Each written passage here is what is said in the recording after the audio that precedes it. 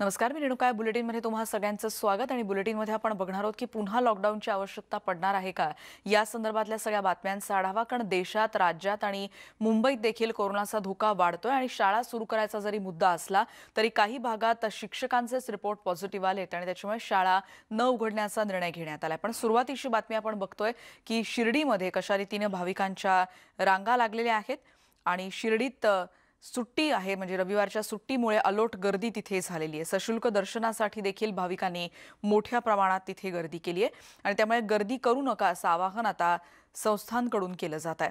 Online pass घेऊन दर्शन book करण्याचं आवाहन केलं जात आहे. त्यामुळे शिर्डीमध्ये आपल्याला माहिती आहे काही दिवसांपूर्वीच लॉकडाऊन म्हणण्यापेक्षा मंदिरं, धार्मिक स्थळं देखील उघडण्यात आली होती आणि त्या दर्शन व्यवस्था कोलमडून पडते की काय अशी भीती व्यक्त झाली आहे. कारण भाविकांच्या गर्दीमुळे आपल्याला माहिती आहे की वीकेंडला बहुतेकदा मुंबई बाहेरून किंवा इतरही भागातून बाहेर पडण्याचा कल असतो आणि धार्मिक स्थळांना भेट देण्याकडे कल असतो आणि तशीच गर्दी आता शिर्डीत झालेली पाहायला मिळते. हरीश डिमोटेंकडून अधिक माहिती घेऊयात. हरीश, आताचे काय अपडेट्स मिळतात? आतापर्यंत किती भाविक, म्हणजे फक्त वीकेंडचा विचार केला तर तिथे पोहोचले असतील? रेणुका, खरं तर मंदिरं सुरू केली तर भक्त गर्दी करतील आणि कोरोनाचा जो धोका आहे तो वाढेल अशी चर्चा होती. त्यामुळे मंदिरं खरं तर उशिरा उघडली गेली. मात्र आता जर आपण शिर्डीतलं चित्र बघितलं तर यावरून असं लक्षात येतं की खरंच भाविक कोणतंही जे डिस्टन्स आहे ते पाळताना दिसत नाहीये, कोणती काळजी घेताना दिसत नाहीये. मोठ्या प्रमाणामध्ये आज शिर्डीमध्ये गर्दी झाली आहे. त्यामुळे कोरोनाचा जो धोका आहे तो शिर्डीमध्ये वाढलेला आहे. देशभरातून, राज्यभरातून आज भाविक शिर्डीमध्ये दाखल झालेले आहेत. आज रविवारची सुट्टी आहे, त्यामुळे हजारो भाविक आज शिर्डीत आलेले आहे. खरं तर साई संस्थांनी आवाहन केलंय की ऑनलाईन आपलं जे दर्शन आहे ते कन्फर्म झाल्याशिवाय तुम्ही शिर्डीत येऊ नका, अन्यथा तुम्हाला या ठिकाणी त्रास होऊ शकतो. आणि तशी परिस्थिती आहे. या ठिकाणी दर्शन पास जो आहे तो घेण्यासाठी मोठमोठ्या रांगा लागल्यात. जो पेड पास आहे तो घेण्यासाठी देखील रांगा लागल्यात. अनेक ठिकाणी ज्या वस्तू ठेवण्याचे जे लॉकर्स आहेत तिथे मोठ्या रांगा लागलेलं चित्र आहे. 6,000 भाविकांना दर्शन देण्याची साई संस्थांनी व्यवस्था केलेली असताना जवळपास 10 ते 12,000 भाविकांना दररोज दर्शन दिलं जात आहे. आज तर अक्षरशः 25 ते 30,000 भाविक शिर्डीत आता दाखल झालेले आहेत. दिवसभर ही गर्दी अजून वाढू शकते. त्यामुळे सगळी जी व्यवस्था आहे ती या ठिकाणी कोलमडताना दिसते. भाविकांनी खरं तर आपलं दर्शन अगोदर कन्फर्म ऑनलाईन बुक करावं, त्यानंतर शिर्डीत यावं. अन्यथा हा जो कोरोनाचा धोका आहे तो आणखी वाढू शकतो. अगदी खरं आहे. पण हरीश, ऑनलाईन जसं आपल्याला माहिती आहे की त्यांनी एक लिमिट दिलेलं होतं की यापुढे परवानगी नाही असं देखील स्पष्ट करण्यात आलं होतं. पण हे नियम आणखीन कडक करण्याची गरज आता निश्चितच वाटत असेल. कारण अशासाठी राज्यात काय, मुंबईत काय, पण देशात देखील आता कोरोनाचा धोका वाढताना दिसतोय. त्यामुळे संस्थांना आणखीन कडक पावलं उचलण्याची गरज व्यक्त होतीये.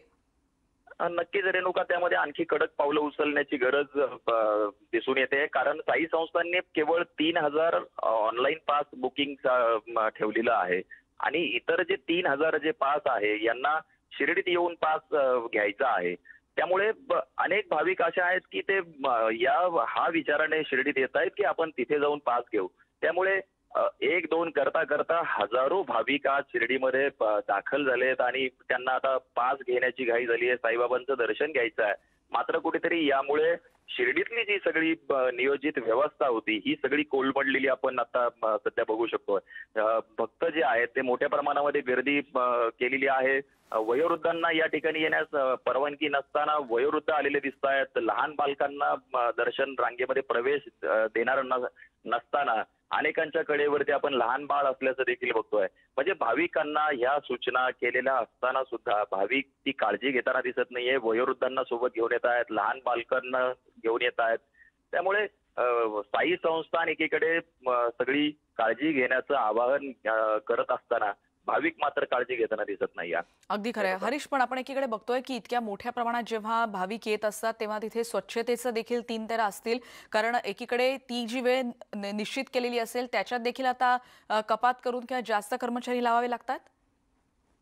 नक्कीच रेणुका, या एवढ्या मोठ्या प्रमाणात आलेल्या भाविकांना जर दर्शन द्यायचंय तर मग स्वच्छता कधी करणार, मंदिर सॅनिटाईज कधी करणार, असाही प्रश्न आहे. मोठमोठ्या सगळ्या दर्शन रांगा आहेत. या ठिकाणावरून हे सगळे भाविक मंदिरामध्ये जात असतात आणि प्रत्येक तासाला जर मंदिर स्वच्छ किंवा सॅनिटाईज करायचं असेल तर या भक्तांना दर्शन दिलं जाऊ शकत नाही. आणि हे भाविक जे आहेत हे शिर्डीत मंदिर परिसराच्या बाहेर मोठ्या प्रमाणामध्ये गर्दी करतील. त्यामुळे दुसरीकडे आता साई संस्थांनी एक पर्याय असा केलाय की दर्शन रांगा सुरू असतानाच अतिरिक्त कर्मचारी त्या ठिकाणी नियुक्त करून स्वच्छता केली जाते, सॅनिटाईज केलं जात आहे.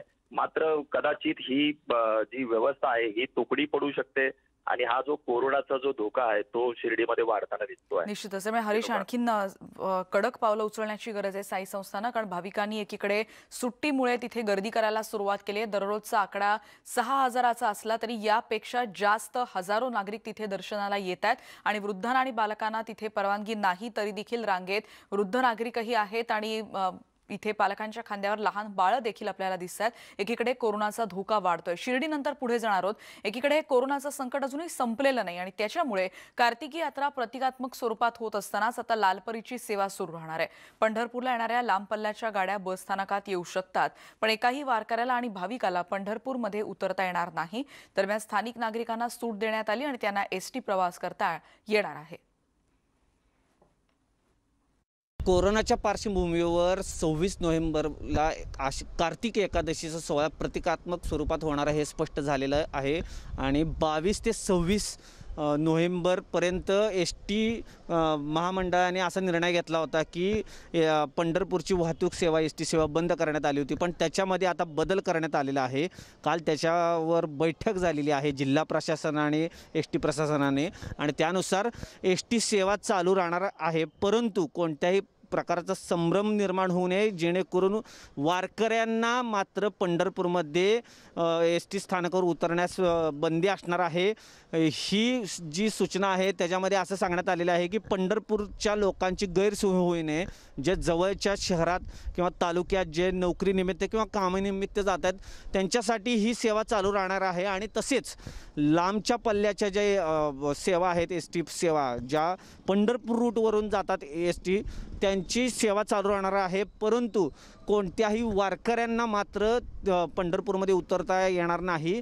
3 स्तरीय जी नाकाबंदी असणार आहे जिल्हा तालुका आणि शहरात जे असणार आहे तिथं तपासणी होणार आहे आणि जेणेकरून कोणत्याही प्रकारची समस्या निर्माण होऊ नये याची खबरदारी घेण्यात येणार आहे. आणि वारकऱ्यांना मात्र कोणत्याही परिस्थितीत पंढरपूरमध्ये थांबता येणार नाही आणि एसटीने येता येणार नाही, उतरता येणार नाही याची खबरदारी प्रशासन घेणार आहे.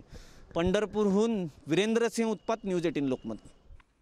आपण बघतोय की पंढरपुरातली बातमी आणि त्यानंतर आपण बघणार आहोत देशात कोरोनाची दुसरी लाट येण्याची भीती व्यक्त केली जाते आणि गेल्या आठवड्यापासून रुग्णसंख्या वाढते. त्यामुळे आता हा धोका आरोग्य व्यवस्थेवरचा वाढतोय. दुसऱ्या लाटेचा धोका का वाढतो आणि दुसरी लाट थोपवता कशी येईल याबद्दलच आपण न्यूज 18 लोकमतच्या वृत्तमालिकेत आज चर्चा करणार आहोत.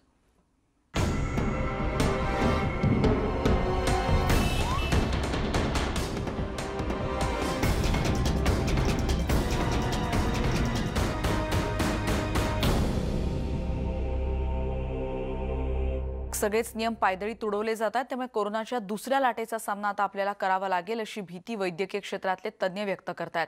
युरोपमधल्या अनेक भागांमध्ये कोरोनाविषयक सुरक्षेच्या सगळ्याच सूचना त्याचं पालन केलं जात नाही आणि त्याचे परिणाम भोगतात, कारण काही भागात लॉकडाऊन आहे. पण काही अशी स्थिती कदाचित भारतातही उद्भवू शकते. याच पार्श्वभूमीवर पुन्हा एकदा रुग्णालयातल्या बेडची संख्याही वाढवण्यात आली आहे. कोरोनाचा प्रादुर्भाव कमी झाल्याची अनेकांची समजूत होऊ शकते, पण हा गैरसमज आहे, कारण जानेवारी-फेब्रुवारी महिन्यात कोरोनाची दुसरी लाट येण्याची भीती व्यक्त होते. सुपर स्प्रेडरमुळे कोरोनाची दुसरी लाट येऊ शकते अशी शक्यता आरोग्य विभागाने व्यक्त केली आहे. पुढच्या वर्षाच्या सुरुवातीला म्हणजे जानेवारी-फेब्रुवारी महिन्यात कोरोनाची दुसरी लाट येण्याची भीती व्यक्त होते. जनसंपर्क अधिक असलेले व्यावसायिक, घरगुती कामगार, शासकीय कर्मचारी हे सुपर स्प्रेडरमध्ये येतात आणि या सुपर स्प्रेडरमुळेच कोरोनाची दुसरी लाट येण्याची भीती व्यक्त होते. मास्क न वापरण्याची सवय, फिजिकल डिस्टन्सिंग आणि यामुळे दुसरी लाटेचा धोका आता गडद होताना दिसतोय.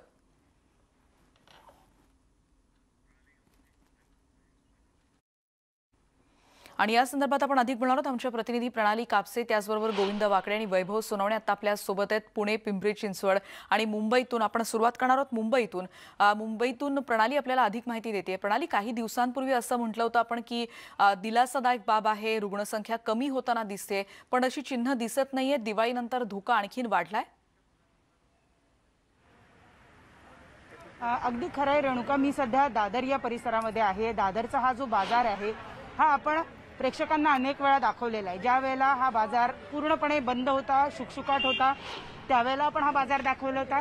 हळूहळू जेव्हा अनलॉकिंग व्हायला लागलं होतं तेव्हाच आपण बाजाराचं चित्र दाखवलं होतं. इतकंच नाही तर दिवाळीमध्ये खरेदीच्या कालावधीमध्ये इतक्या मोठ्या प्रमाणावर लोकांनी इथं गर्दी केली होती, तो काळ सुद्धा आपण लोकांना दाखवलेला आहे. आताचं चित्र मी तुला दाखवू इच्छिते. इथं महानगरपालिकेच्या वतीनं सातत्यानं मोहीम केली जाते मास्क न घालणाऱ्यांच्या विरोधात, आणि त्याच्यामुळे इथं मास्क घालणाऱ्यांची संख्या आपल्याला बऱ्यापैकी दिसते. आपण पाहतो इथे सध्याच्या घडीला बाजार सुरू आहे. लोक छोट्या छोट्या वाटे घेऊन इथं बसलेले असतात. फळांचे असो, फुलांचे असो किंवा मग भाज्यांचे असो. ते सगळेजण त्यांचं हातावरचं पोट आहे. दिवसाला 100-150 रुपये कमवतात, नाही कमवत अशी परिस्थिती आहे. आणि ती सगळी माणसं आपण इथं पाहतो की या ठिकाणी मास्क घातलेली आपण बघतो आहोत. दुसरीकडे महापालिकेची आपण लोक बघतो आहोत जे इथं मास्क विरोधी जे लोक घालत नाही त्यांच्या विरोधात कारवाई करण्यासाठी. आपण खरं त्यांच्याकडून जाणून घेऊया दिवसाला किती जणांवर कारवाई करता तुम्ही? किती जण मास्क न घालून सापडतात? होतात 25-30 जण सापडतात. हा. बरं, मग काय असं मास्क असतो म्हणून पण तरी घातलेला नसतो का? मास्क नसतो ना त्यांना फक्त पकडतो. ज्यांचा मास्क नसतो ना त्यांना फक्त पकडतो. बरेच जण नाकाच्या खाली घालतात मास्क. नाही, त्यांना नाही, त्यांना वॉर्निंग देऊन सोडून देतो. बरं, हा. मध्यंतरी महापालिकेनं ज्यांच्याकडे पैसे नाही त्यांना कम्युनिटी सर्व्हिस करायला सांगितलेलं होतं, झाडायला सांगितलेलं होतं. अजूनही ते सुरू आहे की शक्यतो नाही, अजून पण ते सुरू आहे. जे पैसे वगैरे भरत नाही ना त्यांना मग फाईन वगैरे नसेल ना मग त्यांना एकटाच कचरा काढायला लावतो. बरं, दादरच्या या बाजारामध्ये तुम्हाला रोज साधारण किती लोक पालन करतायत, नाही करतायत, काय वाटतं? करतात, आता भरपूर जण पालन करतात. असं मी बिना मास्कचे एवढं कोण दिसत नाही. जे दिसतात ना त्यांना फक्त फाईन मारतो. तुझी ड्युटी किती वेळ असते या परिसरामध्ये? आम्ही सकाळी 9 ते 5 वाजेपर्यंत असतो. आणि त्या वेळात तुम्हाला 25 लोक असतात? हो हो. म्हणजे तिचं म्हणणं आहे की बऱ्यापैकी लोक जे आहेत ते नियमांचं पालन करतायत, लोक मास्क घालतायत. ज्यांचे मास्क खालीवर असतात त्यांना आम्ही वॉर्निंग देतो, पण ज्यांच्याकडे मास्कच नाही, जे मास्क घालून येतच नाहीत, अशा लोकांना मात्र आम्ही फाईन करतो. आणि फाईन भरायला जर त्यांच्याकडे पैसे नसतील तर त्यांच्याकडून आम्ही कम्युनिटी सर्व्हिस म्हणजे 1 तास झाडू मारणं वगैरे असा उपक्रम जे आम्ही त्यांच्याकडून करून घेतो. एकूण काय तर बऱ्यापैकी मुंबईकर पालन करताना दिसतात, पण काही जागा अशा असतात, विशेषतः लोकलमधून उतरल्यानंतर अनेकांना घाम येतो, खूप वेळ चालल्यानंतर अनेकांना श्वास घ्यायला त्रास होतो. अशी वेगवेगळी कारणं देऊन लोक मास्कचा वापर करत नाहीत. त्या लोकांना अटकाव करण्यासाठी म्हणून विशेषतः दादरच्या स्टेशनच्या बाहेर महानगरपालिकेची धडक कारवाई रोज सुरू असते. रेणुका, अगदी खरंय प्रणाली. आणि जसं आता ती मुलगी जसं म्हणाली जी काम करते पालिकेकडून, तिने तर म्हटलं होतं की ती 9 ते 5 वेळात आहे. प्रणाली, म्हणजे याच्यापेक्षा म्हणजे पुढचे जे तास आहेत याच्यात तर ती संख्या आणखीन वाढणारी असेल. जसा आत्ताचा अंदाज होता की या काळामध्ये 20 ते 25 म्हणजे ही संख्या आणखीन जास्तही असू शकते.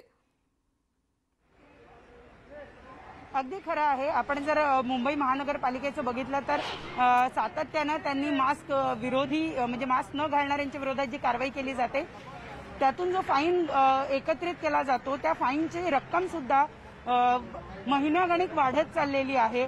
आणि सातत्यानं कारवाई करून सुद्धा जर लोकांना या गोष्टीचा विसर पडत असेल की आपण मास्क घातला पाहिजे तर ते अतिशय चुकीचं आहे. विशेषतः आता हिवाळ्याचा कालावधी आहे, जेव्हा श्वसनाचे आजार मग ते कुठलेही असो ते बळावतात.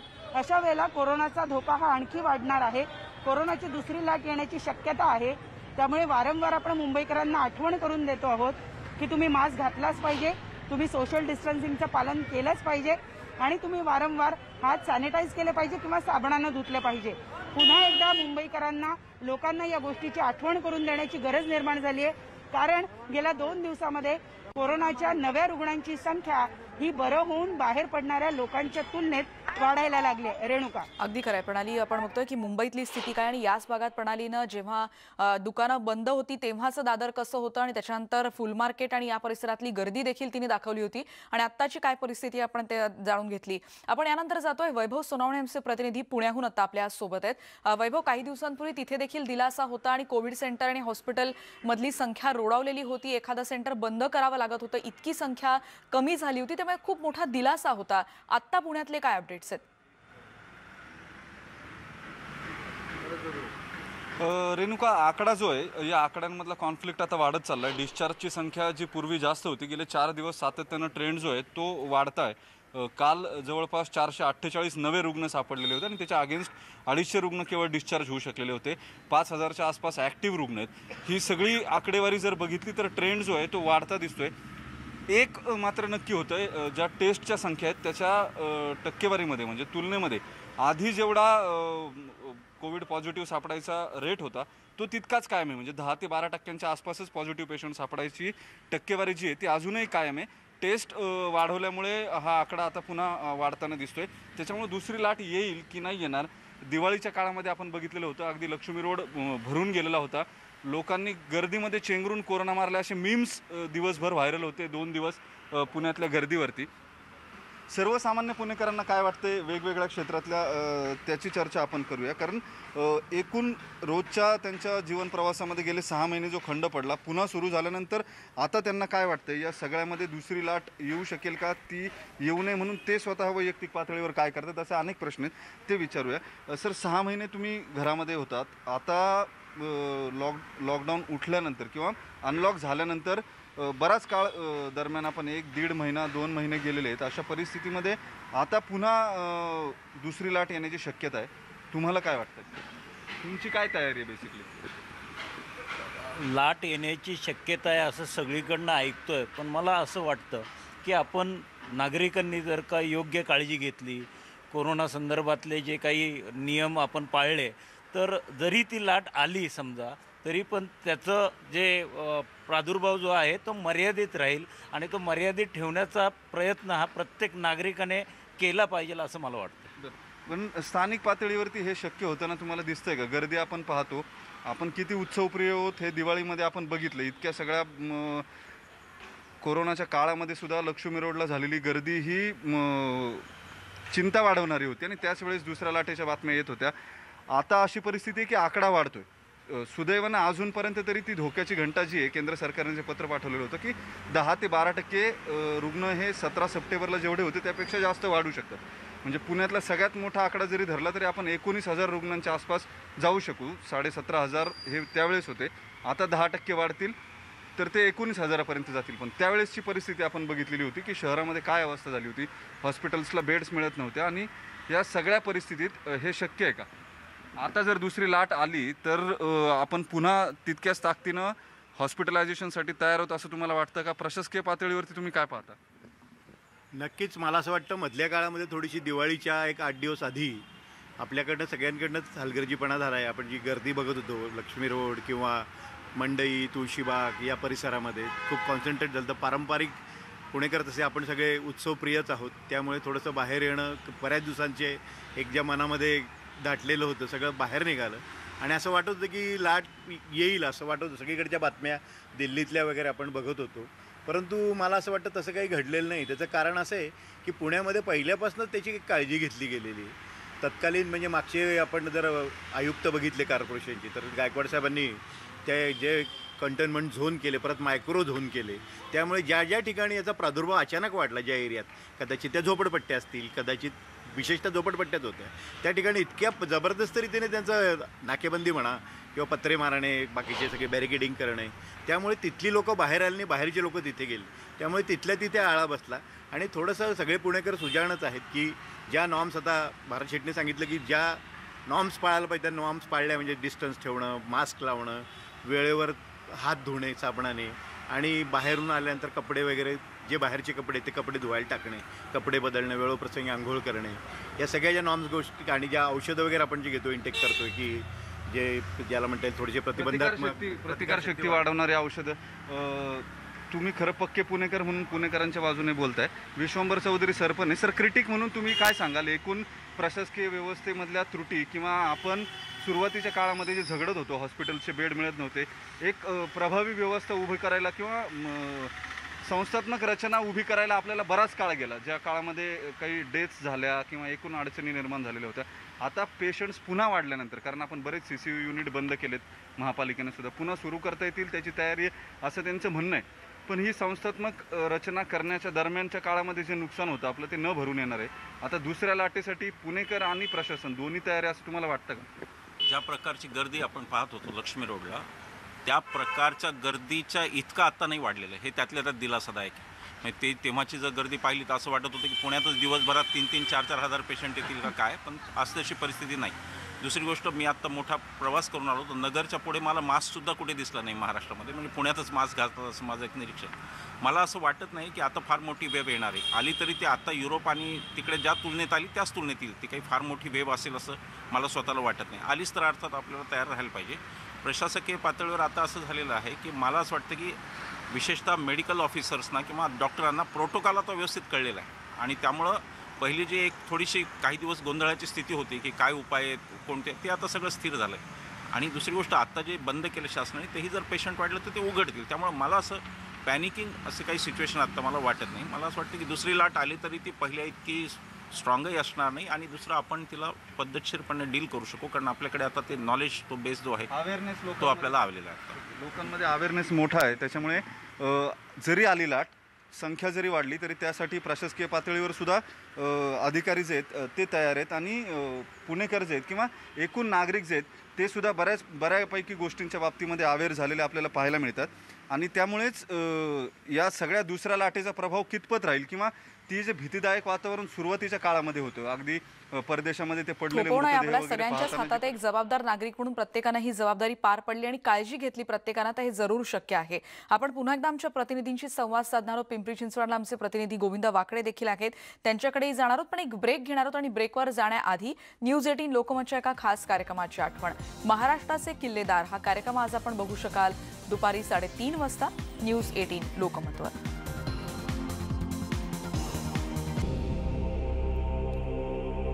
आणि ब्रेकनंतर आपण जाणार आहोत. गोविंद वाकडे आमचे प्रतिनिधी सध्या पिंपरी चिंचवडहून आपल्या सोबत आहेत. गोविंद, आपण पुण्यातली परिस्थिती बघितली आणि सगळ्यांचं जसं म्हणणं आहे की जर प्रत्येकानं जबाबदार नागरिक म्हणून प्रत्येक जणांना वागणूक ठेवली आणि सगळ्या नियमांचं पालन केलं तर कोरोनाची दुसरी लाट जरी आली तरी ती रोखणं शक्य आहे. प्रत्येकानं वैयक्तिक पातळीवर त्यासाठी जबाबदार नागरिक होण्याची गरज आहे. पिंपरी चिंचवडमधले सध्याचे काय अपडेट्स मिळत आहेत? रुग्णसंख्येचा दर सध्या काय सांगतो?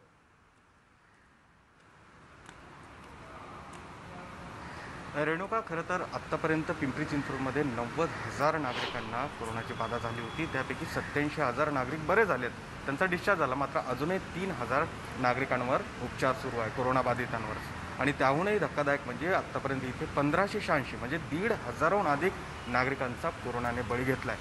आणि आत्ताची जर परिस्थिती पाहिली तर सगळीकडे गर्दीच गर्दी झालेली आहे आणि नागरिकांना विसर पडला का अशी परिस्थिती निर्माण आहे. सगळ्यात महत्त्वाचं म्हणजे आधीच्या वेळेस ज्यावेळेस हे कोरोनाची पहिली लाट आली होती त्यावेळेस प्रचंड नागरिक आणि प्रशासनावर ताण आला होता सगळ्यात महत्त्वाचा. आणि त्या ताणातनंच कुठेतरी जे उपचार मिळायचे होते तेही नागरिकांना मिळाले नाही, अशाही परिस्थिती इथे आपल्याला बघायला मिळाली होती. सगळ्यात महत्त्वाचं म्हणजे ऑक्सिजनचे सिलेंडर अवेलेबल नव्हते आणि अशा अनेक अडचणी समोर होत्या प्रशासनाच्या. माझ्यासोबत आता ही सगळी मान्यवर मंडळीत नागरिक आहेत ज्यांनी कोरोना स्वतः भोगला आहे. अशा सीमा सावळेसुद्धा आहेत. खरं तर तुम्ही त्यातनं गेलेला आहात. आता दुसरी लाट येते असं संकेत दिले जात आहेत. काय तुम्ही भोगलं आणि आता काय अपेक्षित आहे तुम्हाला? खरं तर पहिल्यांदा ज्यावेळेस कोरोना मला झाला म्हणजे गणपतीनंतर, तर अशी परिस्थिती होती की काय नेमका उपचार करावा या उपचाराची अजूनपर्यंत आजही आपल्याकडे कुठलीही पद्धत नाही. आपल्याकडे फक्त ट्राय करतो आपण, म्हणजे हे केलं तर बरं होईल का, ते केलं तर बरं होईल का, अशा प्रकारचं झालं. कोरोनाचे काही साईड इफेक्ट्ससुद्धा आहेत. औषधं दिल्यानंतर आजही कमजोरी तेवढीच जाणवते.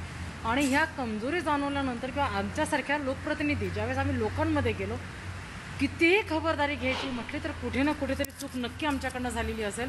त्याच्याशिवाय कोरोना आम्हाला झालेला नव्हता. आज 2 महिने उलटून गेलेले आहेत. 2 महिने झाल्यानंतरसुद्धा आजही तेवढीच कमजोरी आहे. थोडं चालायला लागलं की धाप लागायला लागते. म्हणून लोकांना आग्रहाची विनंती होती की बा तुम्ही मास्क वापरा, सॅनिटायझेशन करा, गर्दीमध्ये जाऊ नका. आत्ता दिवाळी नुकतीच होऊन गेलेली आहे. आपल्याला सगळ्यांना माहिती आहे की लोक एकत्रित आलेच, कारण की आपल्यासाठी, आपल्या देशासाठी हा सर्वात मोठा सण असतो आणि लोक एकत्र आलेत. आता त्याचे प्रमाण वाढायला लागलेलं आहे. एकीकडे आम्हाला कोरोना झाला, आमच्याबरोबरचे आमचे 3 नगरसेवक कोरोनाचे बळी ठरलेले आहेत जे आता आमच्याबरोबर होते. दत्ताकाका साने असतील, लक्ष्मण उंडे असतील, आमचे 3 आणि जावेदभाई असतील शेख, हे 3 नगरसेवक आमचे त्या ठिकाणी बळी ठरले. काही माजी नगरसेवकसुद्धा गेलेले आहेत. आणि इतका सिरियसनेस असल्यानंतरसुद्धा अनेकदा लोकांनी त्याला काय की म्हणजे पोटाच्या पुढे लोकांना बाकीचं काही सुचत नाही, कारण की खरं आहे हाताची आणि पोटाची लढाई असल्यानंतर घरात पैसे नाहीत, हाताला काम नाही, घरात अन्नधान्य नाही आणि मग लोक बाहेर पडायला लागलेत. हळूहळू लॉकडाऊन शिथिल होत गेला. प्रशासनाने म्हणाल आणि तसं या शहरातल्या सर्व राजकारण्यांनी, सर्व पक्षीय राजकारण्यांनी इतकी एकजूट बांधली होती आणि अत्यंत उत्तम प्रकारे करोनाला या ठिकाणी एक युद्ध म्हणून त्याला सामोरं गेलं. प्रशासनसुद्धा चाचपडत होतं, पण चाचपडत का होईना एक चांगली फाईट देण्याचा प्रयत्न त्या ठिकाणी केला. माझा स्वतःचा अनुभव करोनाबद्दलचा म्हणजे नागरिकांना पण सांगेल, हात जोडून विनंती करेल तुम्हाला सगळ्यांना की अत्यंत वाईट आहे. दुश्मनाला सुद्धा होऊ नये अशी देवाकडे विनंती तर करते. ह्या बोलक्या प्रतिक्रिया आहेत. मारुती भापकर आहेत, सामाजिक सेवक. तुम्ही फार जवळून ही सगळी परिस्थिती बघितलेली आहे. आत्ता थोडी ही चूक ही जीवावर वितणारी ठरू शकते. प्रशासन आधी म्हणत होतं की या सगळ्या आजाराचा अनुभव नाही आहे, मात्र आता या 6 महिन्यामध्ये भरपूर शिकायला मिळालेलं आहे. आत्ताची शहरातली परिस्थिती काय, तज्ज्ञ डॉक्टरांची कमतरता आहे, काय तुम्हाला जाणवते, काय अपेक्षा आहे? नाही, एक तर कोरोना महामारीचा पीक पॉईंटवरती ज्यावेळी पॉईंट होता आणि कोरोना अतिशय प्रसार आणि प्रचार त्याचं संक्रमण अतिशय वेगाने वाढत होतं. अशा स्थितीमध्ये कोरोनावरती कंट्रोल मिळवण्याकरता, त्यावरती प्रतिबंध करण्याकरता प्रशासन, लोकप्रतिनिधींनी खूप प्रयत्न केले आणि तो थोडासा आटोक्यात येतो एक काय अशी परिस्थिती निर्माण झाली. अर्थात वातावरणामध्ये बदल, युरोपमध्ये थंडीचं वातावरण वाढल्यामुळं तिकडे लॉकडाऊन आणि हिमालयामध्ये बर्फवृष्टी झाल्यामुळे दिल्लीमध्ये प्रचंड मोठ्या प्रमाणात आत्ता कोरोनाचा प्रादुर्भाव वाढताना दिसतोय. आणि अशा स्थितीमध्ये मागच्या 2-4 दिवसापासून अरबी समुद्रात कमी दाबाचा पट्टा निर्माण झाल्यामुळं उष्ण वातावरण आहे. मात्र पुढच्या 2-4 दिवसानंतर पुन्हा एकदा मोठ्या प्रमाणात थंडीचं वातावरण होईल आणि त्यामधून पुन्हा एकदा कोरोनाची ही लाट जी आहे ती मोठ्या प्रमाणात येईल अशा प्रकारची परिस्थिती आहे. अशा स्थितीत महानगरपालिकेच्या स्तरावरती पिंपरी महानगरपालिकेने एक 800 बेडचं जम्बो रुग्णालय त्या ठिकाणी उभं केलं. ॲटो क्लस्टर या ठिकाणी एक मोठ्या प्रमाणात ICU बेड असणारं रुग्णालय उभं केलं. त्या ठिकाणचे जे डॉक्टर्स होते ते तज्ज्ञ डॉक्टर नव्हते, कुठले तरी डॉक्टर आणून उभे केले होते. नर्सेसची संख्या कमी होती, त्या ठिकाणी काम करणाऱ्या कर्मचाऱ्यांची संख्या देखील कमी होती, ते प्रशिक्षित नव्हते. अशा प्रकारची परिस्थिती त्यावेळी होती. मात्र रुग्णसंख्या 1000 ते 1200 या शहरात रोज मागच्या 4-5 महिन्यापूर्वी येत असताना अलीकडच्या काळामध्ये 150 ते 250 रुग्ण एवढी कमी संख्या आली. कोरोना आटोक्यात येतोय अशी परिस्थिती निर्माण झाली. मात्र वातावरणातील बदल आणि पुन्हा एकदा मोठ्या प्रमाणात दुसरी लाट येण्याची शक्यता आणि पुन्हा एकदा 1000-1200 जर रुग्ण वाढले तर प्रशासन एकदम धिम्म झालेलं आहे. पूर्णपणे त्यांनी दुर्लक्ष केलेले आहे. तज्ज्ञ डॉक्टरांचा अभाव आहे, तज्ज्ञ नर्सेसचा अभाव आहे, काम करणाऱ्या कर्मचाऱ्यांचा अभाव आहे आणि आरोग्य आणि वैद्यकीय विभाग केवळ कागदी घोडे नाचवण्याचं समन्वय नाही आहे असं म्हणतात हे रेणुका. खरं तर आपल्यासोबत शिक्षक आहेत. आत्ताची जी परिस्थिती आहे, काही दिवसानंतर आता शाळा उघडण्यासाठीचा जो अध्यादेश होता त्यामध्ये थोडी सूट आहे, पुढच्या काळामध्ये सुरू होतील अशी परिस्थिती आहे. तुमचा अनुभव काय आहे? पालक संमती द्यायला तयार आहेत का आणि पुढची परिस्थिती काय असणार आहे? खरं पाहायला गेलं तर ज्यावेळेस एक विद्यार्थी भारतामध्ये ज्यावेळेस कोरोना पॉझिटिव्ह म्हणजे कोरोनाची लाट या ठिकाणी आली, त्यावेळेस एक विद्यार्थी बाधित झाला म्हणून संपूर्ण शाळा या बंद करण्यात आल्या होत्या. आणि आता अशी परिस्थिती आहे की अनेक विद्यार्थी, अनेक शिक्षक, अनेक पालक म्हणा किंवा समजा लोक बाधित असताना शाळा सुरू करण्याचा विचार हा शासनाच्या मनात येतोच कसा. दुसरी बाब अशी की येत्या मागच्या 23 तारखेला शाळा सुरू करण्याचा शासनाने निर्देश दिले होते. त्या शासनाच्या निर्णयामध्ये जे काही त्यांनी पालन करायला सांगितलं होतं, मग सॅनिटायझेशन असो, इतर साधनं असो, असं कोणतंही नियोजन हे शासनाच्या मार्फत, महानगरपालिकेच्या मार्फत केलेलं त्यांना दिसत नाही. ज्येष्ठ पत्रकार आहेत आपल्यासोबत. काय सांगाल अगदी थोडक्यामध्ये, प्रशासन तयारी आहे का त्यांची आता जर दुसरी लाट आली तर, आणि नागरिकांचं कुठं चुकतंय? ॲक्च्युली जर पाहिलं ना की कोरोनाच्या आपल्या शहरामध्ये पिंपरी चिंचवडचा विचार केला तर कोरोनाच्या मुळात नागरिक शिस्त पाळत नाहीत. आपण पाहिलं आता दिवाळीमध्ये बाजारपेठामध्ये जी अवस्था पाहिली तर बाजारपेठामध्ये ना कुणाला मास्क, गर्दी तेवढीच. आणि प्रशासनाचं काय चुकतं आहे की प्रशासनानं ज्या पद्धतीनं जे आता मारुती भापकरनी सांगितलं की आरोग्य विभाग आणि वैद्यकीय विभागामध्ये अजिबात यांच्यात एकमत नाही, समन्वय नाही. आणि त्याच्यामुळं काय झालं की आयुक्तांचं काम चांगलं आहे, आयुक्तांना आपण काय नकार देण्याचा अर्थ नाही. परंतु ज्या वेळेला कोरोनाचं काम करत असताना कधी कधी काय होतं माहिती आहे का की लोकप्रतिनिधीचं देखील चुकतं. कारण लोकप्रतिनिधीला देखील आपल्या प्रभागामध्ये नागरिकांचा रेटा असतो, तुम्ही हे दुकानं उघडं ठेवा, अमुक करा, तमुक करा.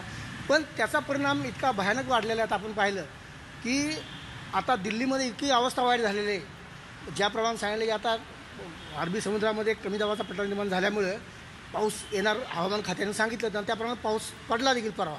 आणि अशा परिस्थितीत आता दिल्लीमध्ये थंडीची लाट सुरू झालेली आहे आणि थंडीच्या लाटेमध्ये ह्याचा प्रकार इतका मोठा वाढणार आहे की आणि तो निश्चितच त्यामुळेच आवरणं देखील दोन्ही अशक्य प्रत्येकाच्या मनात ही धाकधूक आहे की एकीकडे हे प्रमाण वाढतंय आणि त्याच्यामुळे हे प्रमाण वाढलं जरी आपण ते रोखण्यासाठी जबाबदार नागरिक म्हणून आपण काय कर्तव्य बजावतोय हे देखील बघणं महत्त्वाचं आहे. पण राज्यातल्या इतर भागातली स्थिती काय जाणून घेणार आहोत एका ब्रेकनंतर. पहा फक्त न्यूज 18 लोकमत.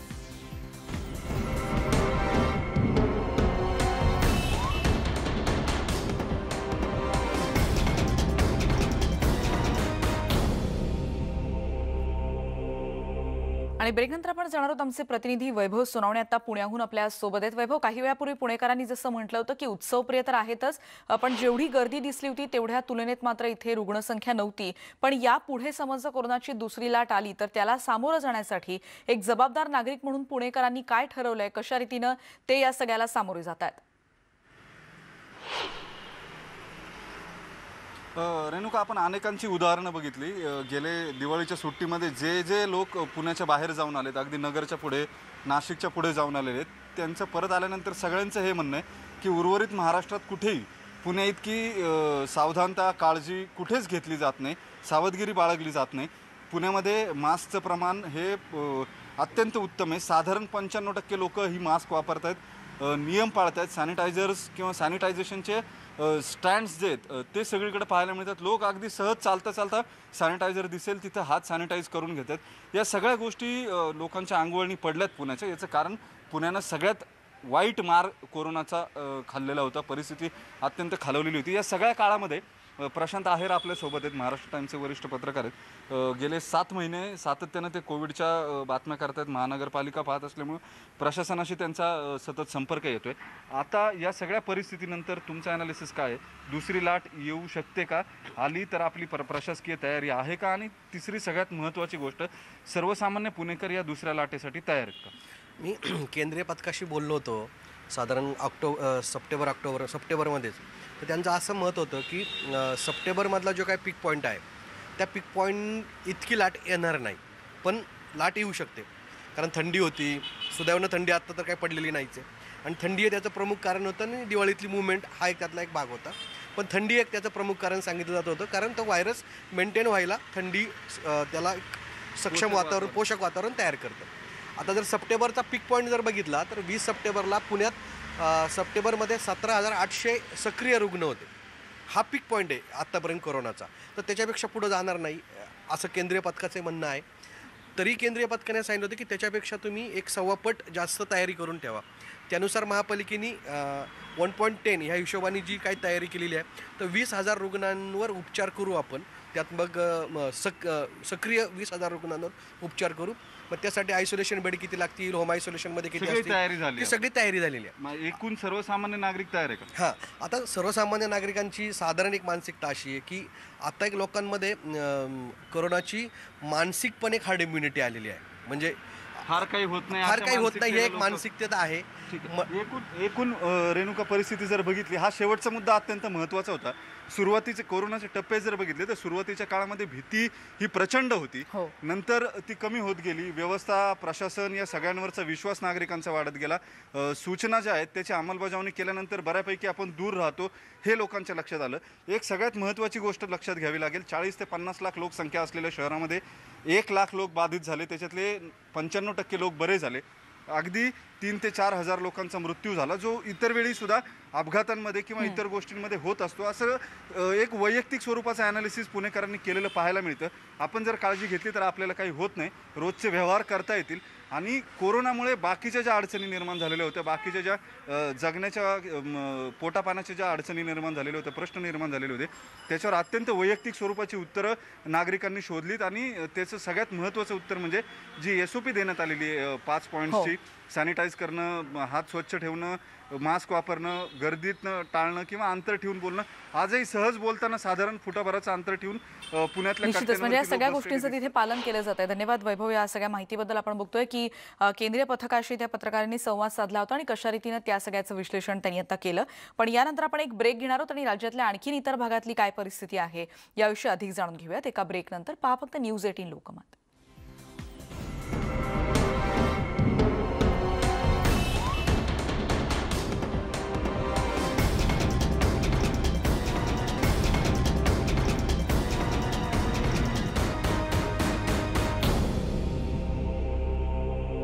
आणि त्यासोबत कोकणात रत्नागिरी जिल्ह्यात कोरोनाचे रुग्ण वाढत आहेत, मात्र तिथे नागरिक बेफिकीर आहेत आणि त्यामुळे पुन्हा लॉकडाऊन होईल की काय अशी चिंता व्यक्त होते। याच्याविषयी अधिक सांगतात आमचे प्रतिनिधी शिवाजी गोरे। माझ्यासोबत दापोली शहरातले काही सुज्ञ नागरिक आहेत, आपण त्यांच्याकडून जाणून घेऊया त्यांना काय वाटतंय। सर, मला सांगा, राज्यामध्ये कोरोनाची दुसरी लाट जर आली तर काय खबरदारी घेतली पाहिजे? मला वाटतं शासनाने पूर्वी जशी खबरदारी घ्यायला सांगितलेली होती तशाच पद्धतीची खबरदारी आतासुद्धा घ्यायला लागणार। आता थोडे रुग्ण मागं कमी झालेले होते तेव्हा लोकांना असं वाटलं की आता हे कोरोना आपण मुक्त झालो की काय, त्यामुळे इतकी बेफिकिरीची वृत्ती वाढलेली होती। सॅनिटायझर न वापरणं, मास्क न वापरणं, सोशल डिस्टन्सिंग न ठेवणं, अशा पद्धतीचं वातावरण बऱ्याच ठिकाणी दिसतंय आणि याचा दुर्गामी परिणाम मग आणखीन कोरोना वाढेल की काय, रुग्ण वाढतील की काय अशी भीती वाटते। म्हणून मला असं वाटतं शासन परत तसा पहिल्यासारखाच निर्णय घेण्याची शक्यता आहे लॉकडाऊन करण्याची। मॅडम, गेले अनेक दिवस सांगतायत की लस येईल, काय वाटते आपल्याला लसीबद्दल? खरंच सांगायला गेलं तर लस जर आली तर खूपच सगळ्यांना बरं वाटेल, कारण का आतापर्यंत तर सगळीजण तर लस येण्याचीच वाट बघतात आहेत। पण ह्याच्या आधी सांगितलं होतं की रशियामध्ये लस जर ती आली आहे तर भारतामध्ये पण ती येण्याची शक्यता आहे, पण ती कधी येणार ह्याचं काय अजून कोणी सांगितलेलं नाही आहे। पण जर अजून आली नाही आहे तर तोपर्यंत सगळ्या नागरिकांना असं माझं म्हणणं आहे की तोपर्यंत सगळ्या नागरिकांनी त्यांचं संरक्षण स्वतः त्यांनी करावं, सॅनिटायझर, मास्क वगैरे त्यांनी प्रॉपर त्याचा यूज करावा असं माझं म्हणणं असेल। ताई, तुम्ही काय सांगाल? तुम्ही कशा पद्धतीने काळजी घेताय? आपण सॅनिटायझरचा वापर केला पाहिजे, मास्कचा वापर केला पाहिजे, सोशल डिस्टन्सिंगचा पालन केलं पाहिजे। आपल्याला माहिती आहे की कोरोना हा संसर्ग किती घातक आहे, त्यामुळे